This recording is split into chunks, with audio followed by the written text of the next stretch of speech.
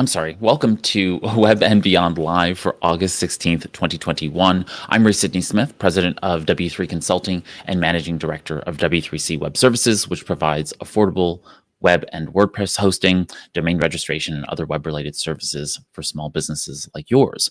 Web and Beyond Live is a weekly show about topical and timely small business, digital marketing, and related issues, all the things I'm tracking from week to week as a small business digital marketing strategist that I think you, as a small business owner, need to be successful marketing and managing on the web and beyond today.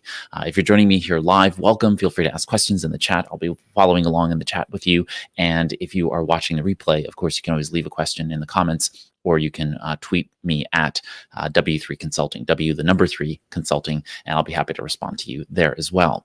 Today, we're going to just be running through a smattering of stories. We'll start with the not so pleasant ones. Which are, of course, as I noted in the title, labor shortages, supply chain issues, and ransomware attacks. And then we'll get into a little bit more of the happy topics of the show today. So what I wanted to do was really to start off with some of the things that I have been noticing in the economy as well as around the world. So first and foremost, I want to give my kind of thoughts to those who are in Haiti. They're struggling through the earthquake, and we have tropical storm season going on right now, and so my heart is going out to those folks in Haiti who are suffering. And but at the same time, American small businesses are also in a state of suffering. This CNBC Small Business Playbook article talks about the fact that America's small businesses are finding difficulty finding workers. That is not just it being a worker shortage, but really an imbalance between the right matching of those people who are qualified for positions and those who want to fill them. At the same time, workers are now in a stronger position of confidence to be asking for more money. And so that is causing a rising cost for businesses in terms of worker wages. And then at the same time, we have this supply chain shortage problem.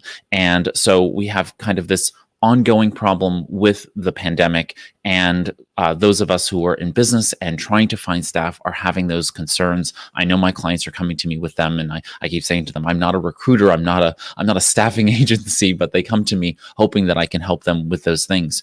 The best I can offer is a couple of things. One is to tell folks to reach out to your local workforce development centers. They're usually part of your city or county or regional governments, and they can sometimes help you with things. There are all kinds of employment grants that are happening right now because of COVID-19, where there are people going out there, governments are going out there and giving relief to businesses who are hiring. So look out for, they sometimes call them employment opportunity grants and those kinds of things. So definitely check those out because those might be useful to you.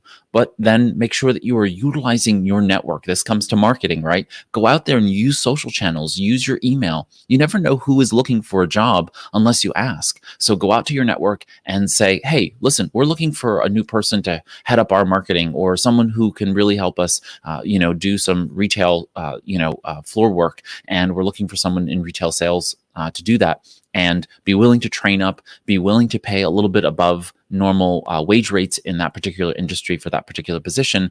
And you might be able to pull some people out of your audience and into the store or office for you. So start thinking creatively about how to market these positions just as much as you market your products and services.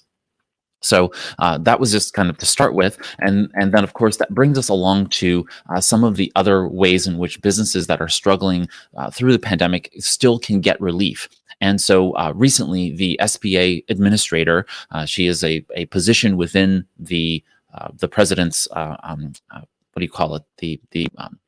It's escaping my mind now. But either way, what is it called? The folks who are around the president. Either way, she is one of those folks. So the SBA, the Small Business Administration, has recently, installed Isabel Guzman as the SBA administrator. Either way, she did an interview with CNBC in their Small Business Playbook event last week, and well worth watching this little 13-minute video in the link. But one of the things she stressed was the current and existing SBA financial relief still available to businesses. One of those, of course, is the Shuttered Events Operator Grant. Those are for live event venues, stages, museums, and theaters that are still in, financial straits because of the situation. So that's money under the American Rescue Plan. And so definitely look into the shuttered venues operator grant to be able to get those funds. Also, is the COVID Economic Injury Disaster Loan Program that is still available. So many times when there are some kind of major, events like this, EIDL loans or Economic Injury Disaster Loan Program goes into place. Well, the COVID one is specific to it and is still available, and so those who have been hit by COVID can still apply for that program. So definitely look into that. And as well, she noted all of the various ways in which businesses that are starting anew have all kinds of opportunities as well. And she talked about SBICs, which are the small business investment companies. These are companies that are licensed and regulated by the SBA, and they can only invest in small businesses, and they have to have all of these various requirements. And there are upper limits in the amount that they can invest in those businesses, depending upon the program, but they're also very good for businesses to be able to do that kind of work. Looking at SBIR program, which is a small business innovation research program. You can look into the STTR program. There's all kinds of different ways in which you can get money from these various programs. So just start thinking about how do you go through that program and get those fundings if you are new. So just, while the situation seems a little bit bleak for some, remarkably, going back to the prior article, small business outlook is still very high. Businesses are still very optimistic. And so we have these kinds of programs coming out of the government at the federal level. There are programs out of the state level as well. So really look for those programs to be able to help you if you do need that assistance. And on those heels, Space Force, which is the new branch of the military focused on space, I'm presuming defense, and they have kicked off a new program for small businesses and startups, and it is called SpaceWorks, WERX, and it's a play on the Air Force program of a similar sort, so AF Works. And so these are $50 million in contracts that have been allotted for small businesses and startups to support Space Force's work. So definitely something to look into if you have technology or otherwise that you're really looking for in this regard. Now, they are getting additional funds from, as I mentioned earlier, the STTR program, which is the Small Business Technology Transfer Program. And so there are all of these programs that have funds. Now, the SpaceWorks is doing a virtual Space Force pitch day on August 19th. So most likely, those who have pitched are in phase 2 contracts with SBIR. So I'm not sure what other funds are available, but worth looking into. If you have new technology and you're really looking to get it out there into the world, you may not be able to make this particular one, but it may be worth looking at for future ones. Certainly look at the Air Force Works program, the AF Works program, and other kinds of programs like SBIR, STTR, and otherwise. So just there are funds available to help your business launch and grow if you are trying to do something innovative out there in the world. Okay, so from mixed news to, unfortunately, really bad news is that recently there have been a notable ransomware attacks, and I kind of stopped focusing on them because it really, it was just every day, every week, there was a new large attack. This one, of course, against Accenture, the very large consulting firm, and so they are. I think they've now just, acknowledged that they have been hit by this Lockbit ransomware gang and so on and so forth. But worse than that, than Accenture necessarily, is that T-Mobile is currently, investigating claims that its entire U.S.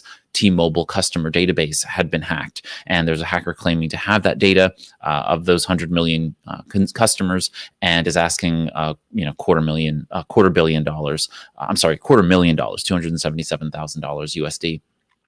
And so this is unfortunate because it contains social security numbers, phone numbers, names, physical addresses, IMEI numbers, which are the numbers unique to each cell phone or smartphone or mobile device that has a SIM card, and driver's license information. Now, of course, this will hopefully be confirmed at some point as to being true or not.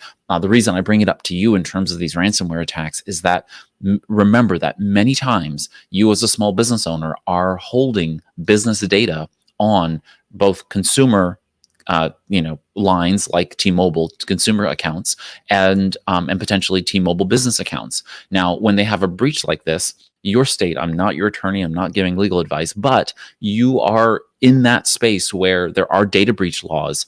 And so when these things happen, I would suggest you reach out to business counsel and figure out if you are impacted by this, were your customer data also included in that, and do you need to abide by that for compliance and regulatory affairs reasons, going ahead and letting your customers know that their information was potentially breached in one of those attacks. So just be mindful that just because these things sound like they're happening to big companies, they're not hurting small businesses also. They're hurting you too when your business's data, your customers' data is included or kind of bundled into that. Because if it's including all of the, say, the contact address books of those folks, we don't know what data currently is contained in them. And so you need to make sure that you are paying attention to this so that if you do need to do a data breach notification to comply with state law, you go ahead and do so.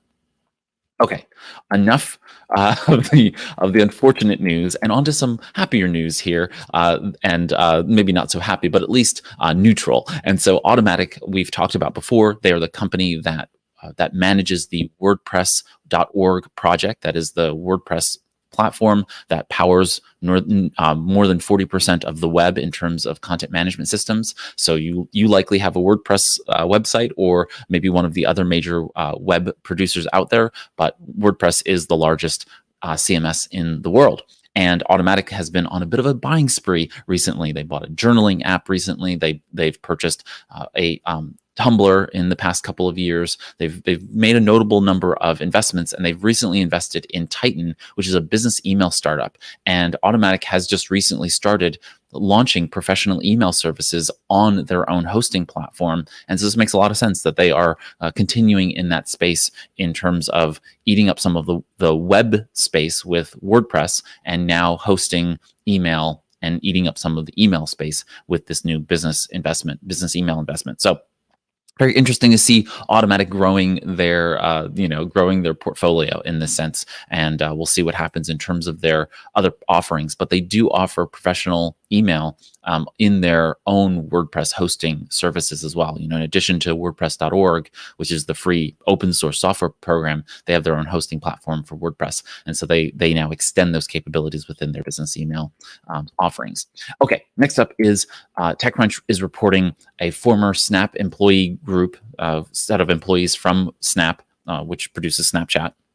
They raised $9 million for a company called Trust. And I thought this was really, really interesting and maybe useful to some small businesses. So what Trust is basically a credit line and a card connected to a pooled set of resources. So what you get to do is, with Trust, again, you have to, I'm presuming, get approved by them and get into their program. But in essence, if you are, say, Coca-Cola, right, Coca-Cola Inc., and you go out there and you purchase some ad buy, you want to purchase stuff in a programmatic ad campaign, and you want to buy across many different places. Well, of course, they get huge amounts of credit limits, and they get to be able to pay on really great terms, and they get a whole bunch of data because they're accessing more deeper levels of those companies because of the amount of money they're spending. What Trust has done is they've basically pooled together those funds so that you are able to access that same level of ad buy in terms of the dollar cost, in terms of payment terms, and the amount of data you get, all by being a part of their program. And so if you're interested in doing this kind of investment in ad spend, then you can potentially get greater access to all of this data while getting lower buy-ins and better payment terms, like 45-day payment terms, which is much better than the average that Facebook and Google Ads and others give you. So very interesting. They're in early access right now, so you have to apply to be able to get into the program. But if you are planning to run ads and you have good credit to be able to apply into the program, I would suggest trying it out and seeing whether or not this is going to give you a much stronger programmatic advertising platform than others. So I haven't tried it out myself, but I am planning to, and it looks like a very, very interesting program. I'm just waiting for the right client who fits this criteria for being able to invest in trust. So check it out if it is something that is, up your yard, up your path. All right. Next up is Wix. They have launched a no-code app builder. They're charging $200 per month. Wix is, of course, one of those other major platforms for building websites, and so they've been out there producing websites for a very long time for businesses.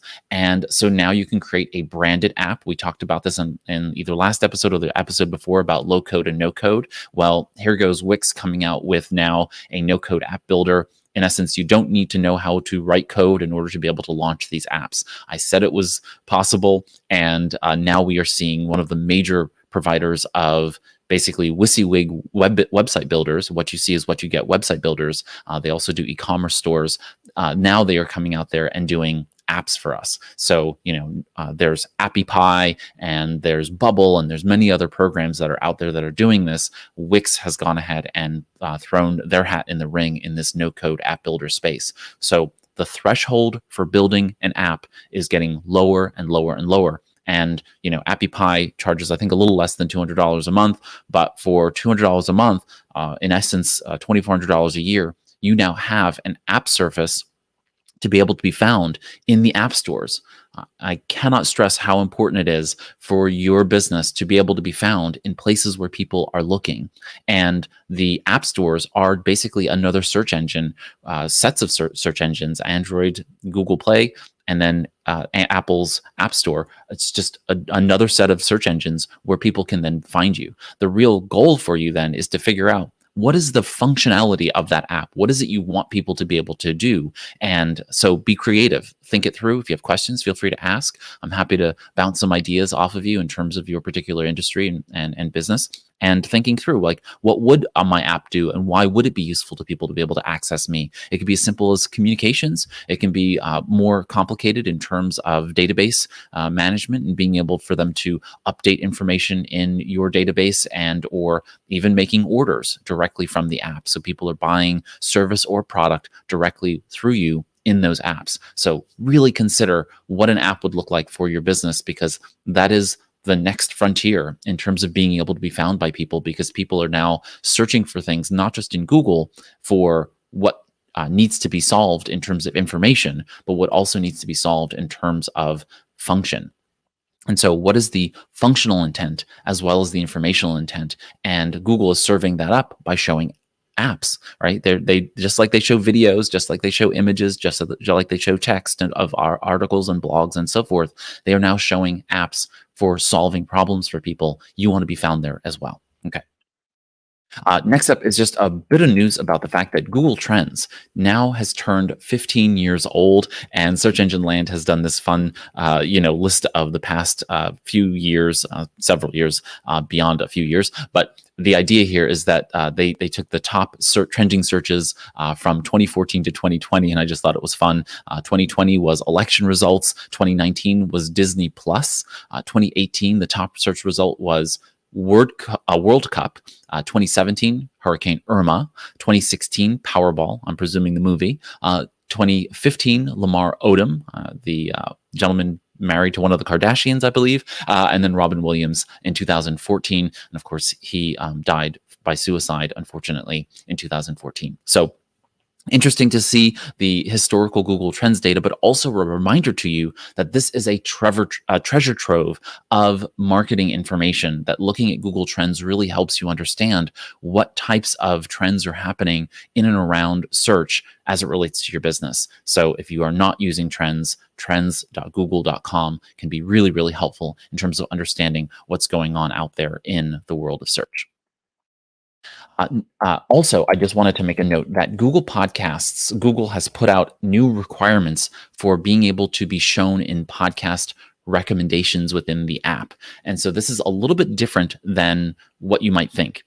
So Google Podcasts is an app that is on Android devices. They're also available on iOS devices. And Google Podcasts is a podcast app. It allows you to listen to podcasts. Of course, discovery is always going to be a concern when it comes to being found as a podcaster. And Google, in their good nature, basically displays certain podcasts that they think would be useful to people, and they show that in their recommendation engine. They show them on the front page when people log in, and you can see these various podcasts that they say, oh, well, we think you might like this. Well, the important part here is that they have put in new requirements to appear in that recommendation page where they recommend those things. So the new requirements starting on September 21st, 2021 will be that you have to have a valid crawlable image. So the image that displays for Google to be able to show an image of your podcast cover art must be valid and crawlable. You can't block it. You can't put it behind logins. You can't do any of that stuff. Okay. If you want to be shown in the podcast recommendations, you must have that crawlable image. You have to show a description that accurately describes the show. Valid owner email address must be shown. That's typically shown within the podcast feed. Then you have to have a link to the homepage for the show. That means you need to link to a page where the show discusses it. It doesn't have to be its own domain or anything like that, but there has to be a show that obviously navigates to a page that talks about the podcast. And then you have to have the podcast author's name. That doesn't have to be the owner of the podcast. It just needs to be the name of the podcast, the author of the podcast, not the owner of the, say, domain or anything else like that. Okay, or the Google Podcasts account even. So because there are podcast networks and that kind of thing that you might be a part of. Either way, those are the 5 new requirements. Note that this does not affect your ability to be in the Google Podcasts app at all. As long as you have all the requirements set and a secured, that is HTTPS podcast feed, and you validate with all the podcast validators, you will still be syndicated into the Podcasts app. Just being able to be found in the recommendations part is what Google's new requirements are pushing forward. Okay, so it's just cleaning it up. So people, when they get a recommendation, it's actually going to look good, right? They don't want it to look bad.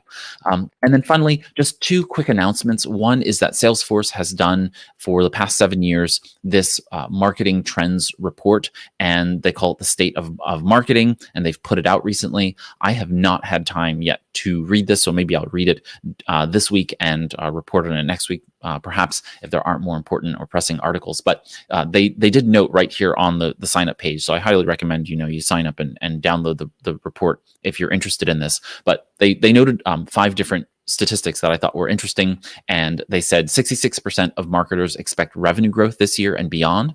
That is incredibly strong optimism. 90% of marketers say 2020 upped their digital engagement. This makes total sense. And so if you're a small business and you're not thinking about marketing, then, that's fine. But if you are thinking about marketing your business, which I presume is most of you, digital is really important in the overarching scheme. 75% of marketers now work and collaborate from anywhere, it says. That means that more and more marketing is happening with a distributed team. Really important to think about how a distributed team is working to market the business. Next, marketers expect a 40% increase in data sources by next year, meaning that more and more of the data is going online and they're getting access to that data. That is incredibly interesting to me, and I'm looking forward to seeing what they mean by that in the report. And 70% of CMOs are redefining success to match company goals.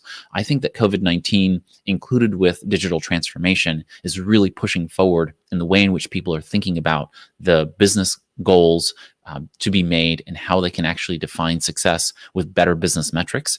And this is probably the line that's being pushed forward. But again, I'm excited to kind of look at the report and get some more underpinning behind that. And then last but not least is just a quick announcement that Stripe hosted a virtual conference. In essence, it was a free conference. And it was very interesting because it has a whole bunch of sessions. You can register for it for free and watch all of the events now recorded. They're available on demand. And you will see in here some very interesting ones on conversion optimization and just very interesting insights into the Stripe platform, unifying payments between, in-person and online events, and all kinds of things that you're just, might be interesting to you if you're doing international work, looking at the international payments, landscape. Just really interesting things coming out of Stripe sessions. So if you're interested and you have the time, I highly recommend that you set some time aside and watch some of the sessions that are important to you. I know that I really enjoyed a lot of them and got a lot of value out of some of the sessions, especially on payments and conversion rates among those in the payment space. Okay, that brings us, of course, to near the end of our time together. And so I want to just thank you for spending this time with me today. Of course, if you've enjoyed the live stream, please feel free to hit the thumbs up icon and hit subscribe so that you get notified when we go live in the future. Of course, clicking that thumbs up icon helps us make new small business friends. So thank you for doing that. If you have a question, leave a comment, or you can tweet or message me, as I said at the beginning, at W3, the number 3, at W3 Consulting on Twitter and the rest of the socials usually, but at W3 Consulting on Twitter will usually get my attention. Join us every Monday, typically at 11 a.m. Eastern, unless we otherwise note it that we are going live at another time because of holidays or other kinds of things going on. Thanks so much for spending this Web and Beyond live with me. I'm Ray Sidney Smith on behalf of W3 Consulting and our subsidiary, W3C Web Services. Have a great week ahead, marketing your small business on the web and beyond.